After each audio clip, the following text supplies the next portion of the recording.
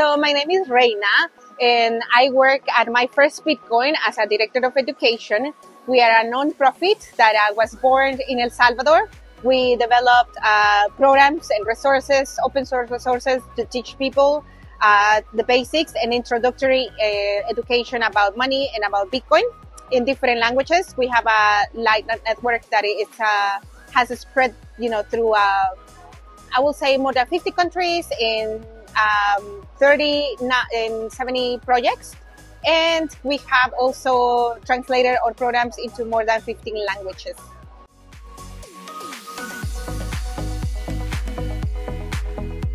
My first Bitcoin was born in El Salvador, and when the Bitcoin law came into effect, then our founder, John Dennehy, he's from the US, came to El Salvador to see who he can join to teach about Bitcoin.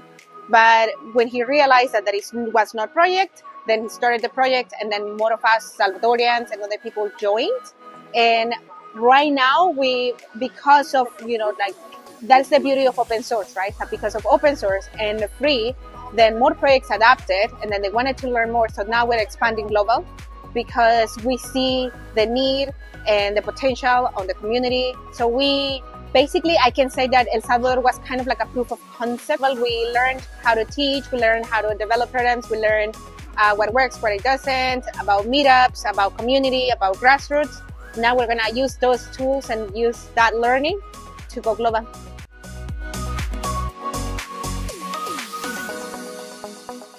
So I will say that one of the biggest challenges is hype versus reality.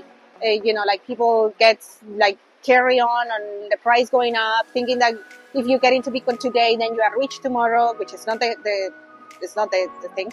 And that is just human nature that, when it comes to learning, when it comes to Bitcoin learning, you have to unlearn some things that, we are just used to in the traditional system. So one of the challenges are lower those barriers to be able to meet people where they are and to be also empathetic because everybody's reality is different.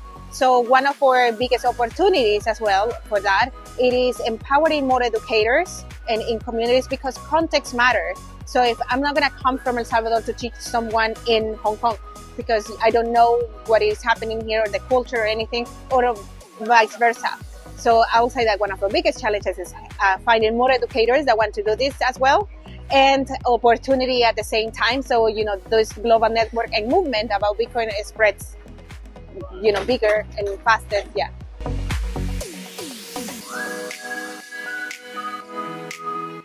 I think the first thing, it would be with my children. I don't have kids yet. So you asked me the question and that would be the first one. The second one, which is probably together, is experiences in life.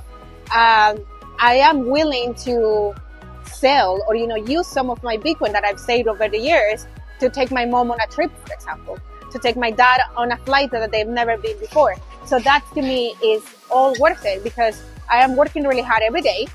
We exchange time and energy for money, for a salary. And then that way, I'm saving, but I'm saving in Bitcoin. So my money is not diluted.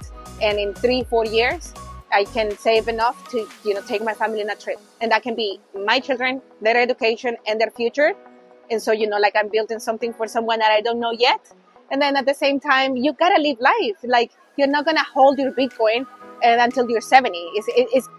To me, it's a little bit of fiat mentality. It's do I have to wait until 60 or 70 that I retired? No, I can work now and have a balance. And Bitcoin is money, and money is a tool.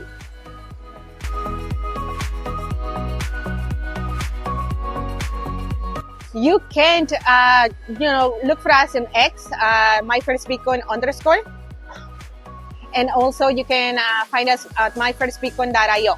And over there, you can select your languages. You can look at the Educator Network. You can download our programs. They're free and open source. And myself, I'm on X and Reyna Chicas, #2. Yeah.